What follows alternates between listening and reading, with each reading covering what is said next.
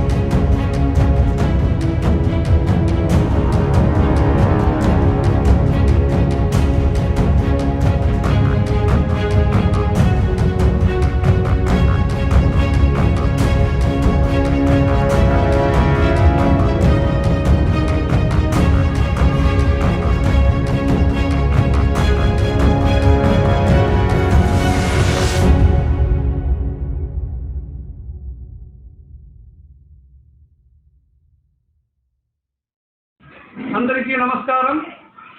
నా పేరు SK Karimulla, MSME state director.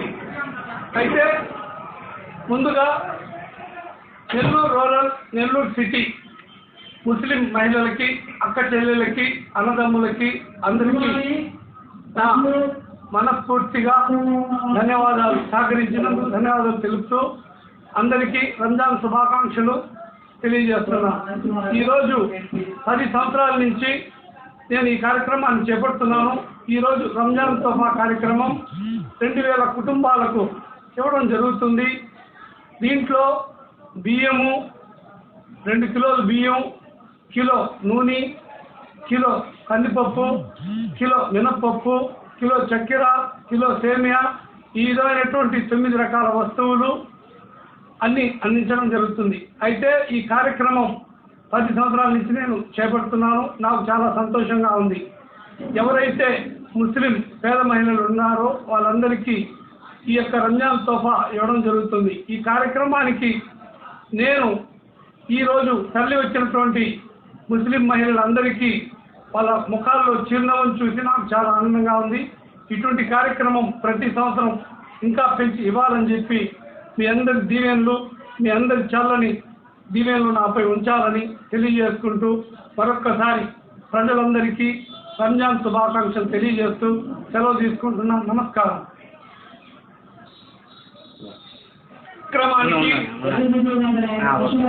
ఈ కార్యక్రమానికి ముఖ్య అతిథిగా మన నెల్లూరు రూరల్ శాసనసభ్యులు, అసెంబ్లీ టీడీపీ అభ్యర్థి అయినటువంటి ఎమ్మెల్యే కోటమిరెడ్డి శ్రీధర్ రెడ్డి గారు ఈ కార్యక్రమానికి రావాల్సింది. అయితే ఎన్నికల కోడ్ ఉన్నందువలన ఆయన రాలేకపోయారు.